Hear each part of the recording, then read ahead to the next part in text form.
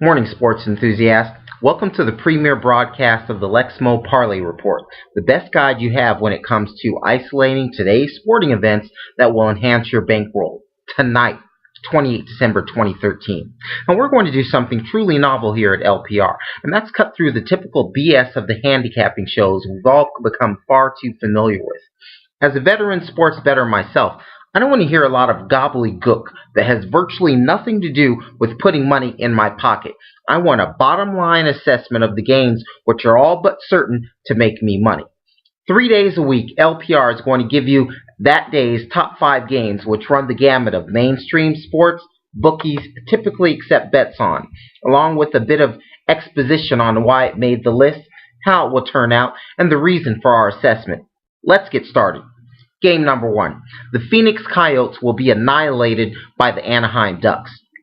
For a number of reasons, I have a real soft spot for hockey games. Not because of any wistful, subjective reason, understand. It's just that I find that when several variables come together, these games can be relied on to come through.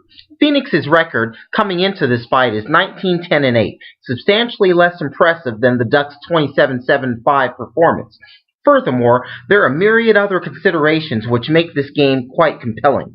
The Ducks are riding a 9-game winning streak and will play the Coyotes at Honda Center, their home field. The injury list is a non-factor. The line for the Ducks is a fairly unimpressive minus 152, which is somewhat of a surprise given the facts I've cited. The Ducks stomped the Coyotes in Phoenix on the 23rd of November, 4-2. On the 6th of November, the Coyotes fell 5-2. There is no reason to believe tonight's game will be any different. Game number 2, Notre Dame trounces Rutgers. The Pinstripe Bowl may not be considered the most exciting, sexy game to the layman, but the one thing that I find truly sexy is making money. And I put my money on the line when it comes to this game. Rutgers comes into this matchup with a 50% win rate. May not sound all that impressive, but neither is Notre Dame's 66% record.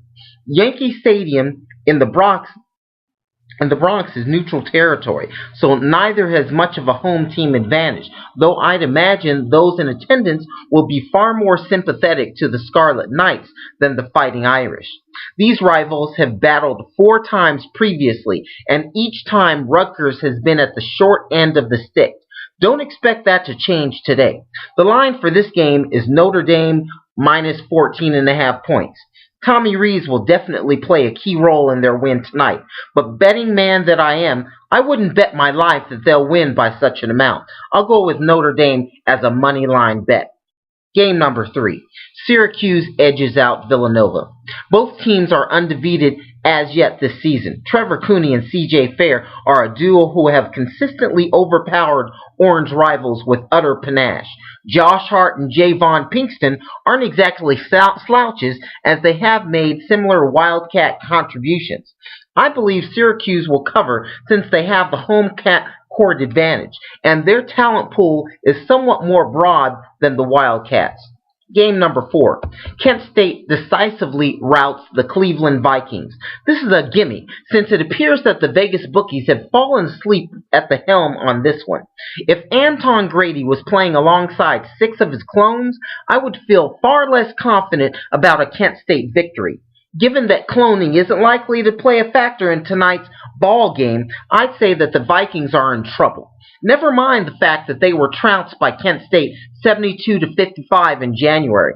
I have every confidence that Chris Brewer and Darren Goodson will be digging a deep Viking grave tonight. Certainly far above the -1 line Vegas is saddling them with. The Golden Flashes easily cover. And the last game, number 5, Southern Mississippi utterly destroys the Rhode Island Rams. Are you frickin' kidding me? That's what I thought when I saw the line for this game. Rhode Island is averaging 67.8 points, and they're shooting 43%, while defensively they are allowing 66.3 points.